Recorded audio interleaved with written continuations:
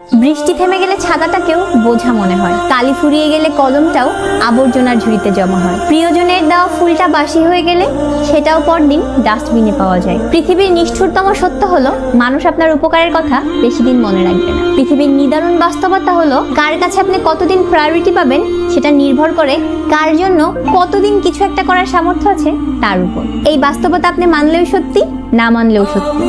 আজ সকালে যেই পত্রিকার দাম 10 টাকা, একদিন পরে সেই একই পত্রিকার 1 কেজির দাম 10 টাকা। বছরের শুরুতে হাজার হাজার টাকা খরচ করে একাডেমিক লাইফের যে বইগুলো আপনি আগ্রহ নিয়ে কিনেন, বছর শেষে সেই একই বইগুলো কেজি মাপে বিক্রি করে দেন। সময় ফুরিয়ে গেলে এভাবেই মূল্য কমতে থাকে সবার, সবকিছু। আমরা আপাদমস্তক একটা স্বার্থপর প্রাণী। আমরা ভিক্ষুককে 2 টাকা ভিক্ষা দেওয়ার আগে চিন্তা করি কতটুকু পূর্ণ অর্জন হবে। বিনা স্বার্থে মানুষ ভিক্ষুককে ভিক্ষাও দেয় না। এত কিছুর পরেও চলুন একটু হেসে কথা বলি। হেসে কথা বলি, রাগটাকে কমান, অহংকারটাকে কবর দিই। যদি জীবনে সুখী হতে চান তাহলে প্রত্যাশা কম। আপনি যদি কারোর জন্য কিছু করে থাকেন তবে সেটা আজীবনের জন্য ভুলে যান। আবার কেউ যদি আপনার জন্য খুব সামান্য কিছু করে থাকে তবে সেটা আজীবন মনে রাখ, কারণ এটা আপনাকে বিনয়ী, কৃতজ্ঞতা সম্পন্ন একজন ভালো মানুষ হিসেবে বাঁচিয়ে রাখবে।